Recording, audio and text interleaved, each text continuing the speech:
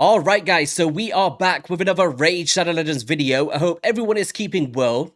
Today we're going to be speaking about the new Fusion Champion kicking off this week in Bambus Fourleaf, as you see behind me, aka Kung Fu Panda, right? Like, how can you not love the aesthetics of this dude? Like, even if he was the trashiest champion in the game, which he's not, by the way, I would just want him just for the aesthetics, just to fly around the Doom Tower and whack up people with his leaf stick, pretty much. But he's from the Skinwalkers faction, legendary of course, support and magic affinity. And in terms of the dates that Raid specified here, it says that it will be from September 28th, so this Thursday. They'll be planning to launch this fusion event, which usually they would specify if it's a fragment or a hybrid, for instance. But they've just said fusion, which leads me to believe that it will be the traditional style where you have the 16 rares, into the epics, and then finally into that legendary champion. Now, just to have a quick word from what they said this champion's going to be good at, and then we're going to be deep diving into the kit to break it down as well. So Bambus Fourleaf is a pretty helpful champion with some interesting mechanics down to his sleep. He's going to shine bright in PvE content, especially when battling the Mighty Hydra, but will come in handy in PvP content as well, thanks to his ability to place an Enfeeble debuff, which makes him the first champion of his kind. Bambus loves to sleep, and he's actually got some similarities to Cornelia, which we'll break down. And this opens up quite the potential for this fella thanks to how his passive skill works. So that was basically how they described him, and let's just dive into it for ourselves here. So opening up with the Bamboo Splinter on the A1, he attacks one enemy and has a 50% chance of placing a 30% decreased speed debuff for 2 turns. Now this is good in itself, like it's the reason why we use champions such as Stag Knight for this default skill. But one of the best parts is it will become an AoE if the initial target is under 2 or more debuffs, and the attack will have a 40% chance of an extra chance once booked of applying that decreased speed debuff for 2 turns. And when we start thinking about the Hydra boss, 9 times out of 10 you're going to have more than 2 debuffs active, therefore it's going to become AoE in most instances. So that's pretty cool, right? An AoE decreased speed on that default to place on those enemies. But also then places a sleep debuff on this champion for 1 turn, and this debuff cannot be blocked or resisted, which kind of gave me Cornelia 2.0 vibes, but I'm here to say it's nothing like that, but it is quirky in the ways that it's implemented. But it does stand at the second champion, I guess, that puts sleep on themselves and gets a benefit for that, so it's pretty interesting. So heading into the Growth Tender on a 5-turn cooldown, bookable down to a 4-turn, it's another AoE ability, but before attacking will place a shield buff on all allies equal to 30% of their max HP for 2 turns, whereas usually I like to have it based on this champion to have like a even coverage in a sense, but you know, it's still pretty valuable, 30% of their max HP. But also increases the duration of all buffs on all allies by 1 turn as well. That's pretty nice. And then after attacking has a 100% chance once booked of decreasing the duration of all enemy buffs by 1 turn, even if the attack lands as a weak hit, which could be very good for those poison clouds, right? If that happens to go up on the Hydra boss or some other scenarios out there. And then he also increases the value of any shield buffs on all allies by 2% for each enemy buff that had its duration decreased by this skill. Now, in the grand scheme of things, over the course of the battle, let's just say Head of Mischief steals your buff, spreads it everywhere, and you've got a shield active, and you manage to decrease those. That's going to be a huge growth, and I really don't hope that it's going to slot into these corpulent cadaver teams to make that any more busted than it is. But, you know, looking in like traditional style compositions and that layer of protection on a shield that you already have active from this skill could definitely be valuable for a bunch of players out there. But you guys let me know. Is this something that you would be banking on, and do you think it's going to be very impactful? Or do you feel like you've got block buffs active throughout your compositions and you're not going to be facing many buffs, therefore the shield growth might not be as active as you'd like? But even taking this into the Doom Tower, for instance, and you might not have a Seer team, and you know, you're banking on these shields to survive these waves, and you're facing buff-heavy champions, you know, you can go through, decrease those durations, and put that extra layer of protection for your team that you might be needing to survive those waves. And then once again, he's going to lead into that sleep debuff on this champion for 1 turn, and this debuff cannot be blocked or resisted. We'll head down into that passive in a second, and how that all kind of coincides together. On the Dream side, once again, 5-turn bookable down to a 4-turn, and that's kind of the theme with his active skills here. Let me know what you guys feel about that, having 4-turn cooldowns around the board. I traditionally like to see 3 turns to cycle effectively, but he does have some increasing of buff durations to kind of, you know, cut up the slack a little bit for your team here in terms of buffs on your champions.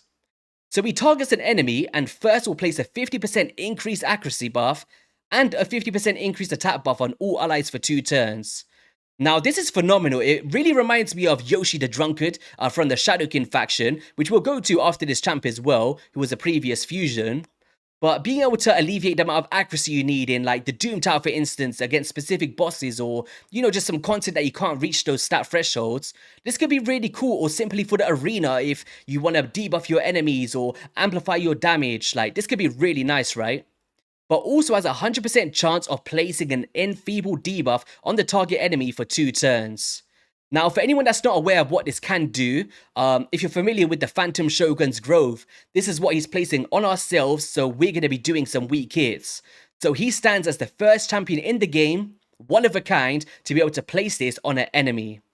Now, although this sounds pretty cool and it might spice up some teams in Live Arena, Classic Arena and stuff like that, this Enfeeble debuff cannot be placed on bosses, which I think is a bit unfortunate. Like, how cool would it be to maybe place this on a Hydra head or something of that caliber and, you know, get some weak hits out of them over the course of a 4-turn cooldown? I thought that would be pretty beneficial. But also, one other thing that I was thinking of is it's not protected, right? So let's just say you get it on their damage dealer and now they're starting to weak hit and, you know, you're countering some of those high meta champions. If they've just got a cleanser in their team or something like that, you know, they're just going to be able to just take this straight off. So I think if this was protected, it would be a lot more valuable. But I'm not against this coming into the game to kind of counter things. I'm looking forward.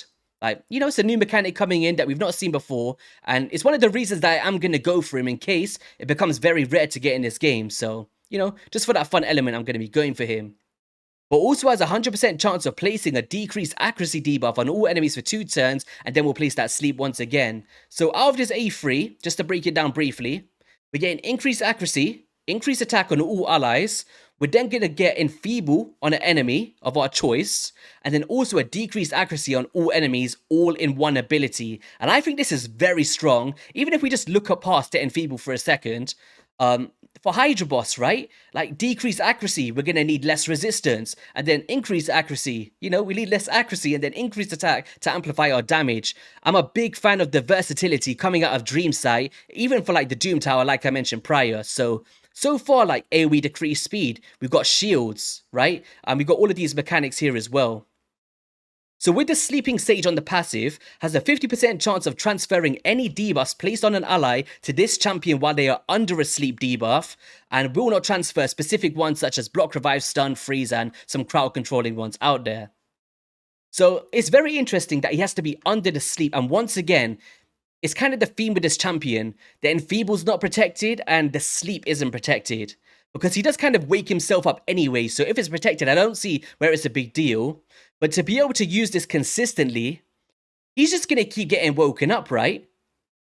He's just going to keep getting woken up. Like, how long is he actually going to be under that sleep for? And how practical is it going to be? Although that I'm all for it, you know me, I love all these quirky champions. I'll probably find out a way to make some use out of this. But I'm just thinking, like, is it impactful enough to use? Maybe in the Hydra boss for like the heal reduction. Let's just say someone takes a single target here and then it gets put onto him as well, and then he's got high resistance and you tank it up. Like, these could all be options. Or is it the pain link or something like that from the debuffs in Hydra? You know, it could have some niche uses. At the start of this champion's turn, we'll remove any sleep debuffs from this champion, basically allowing him to lead into his turn. And then as the active effect, will transfer all debuffs from this champion to an enemy with the highest resistance, granted that if the sleep or debuffs was removed from this champion's passive skill, pretty much. So there's some synergies going on here. So trying to make like full use out of this one, like, it'll be like, is it interesting? You know, how practical is it going to be? I'm not entirely sure, but I am a fan of the kit on paper overall. I think there's a lot in here for a champion, and I'm definitely going to be going for it personally, as I missed out on Mighty Uko. I said it, guys, the Skinwalker from last year, and I have regretted it ever since. And, you know, I think there's enough in here for me to go for it and not feel bad about it whatsoever. But you guys let me know. Are you underwhelmed by him? Is this somebody that you're excited for? Is it someone you're going to strive for as well? Or, you know, just let me know your overall thoughts in the comment section. Also, as the aura increases ally HP in all battles by 25%, which I do wish would have been a speed aura in my personal opinion for some lead positions, but you know, it is universal and you can carry this into anywhere in the game. I wanted to go into Yoshi the Drunkard from the Shadow King faction for anyone that might already have him, and we're going to see some of the similarities coming out from these champions. So in terms of the buffs coming out from the A3 of the new fusion, increased attack, increased accuracy. Same as the other champion, increased attack, increased accuracy, but also he's got the decreased accuracy in the other elements with the Enfeeble as well throughout the kit, whereas this champion has that true fear mechanics, right? He has got a decreased accuracy at random, whereas the other one's all-in-one skill, and there's not really any shields coming out from this as well, but he does have a speed aura, and this is what I feel like the new fusion should have had as well. So, you know, in terms of just these buffs alone, Yoshi the Drunkard can fulfill the role, but the other champion is fulfilling like protection for me, right? Like shields of like the growth element as well. Like how impactful is it going to be? Not too sure until we get his hands on this champion, but you know, any kind of extra growth, I'll be welcomed in the Hydra boss for some extra protection. And then also briefly heading into the Skinwalkers, just to relate him a bit to Snick Track, one of my favourite champions in the game.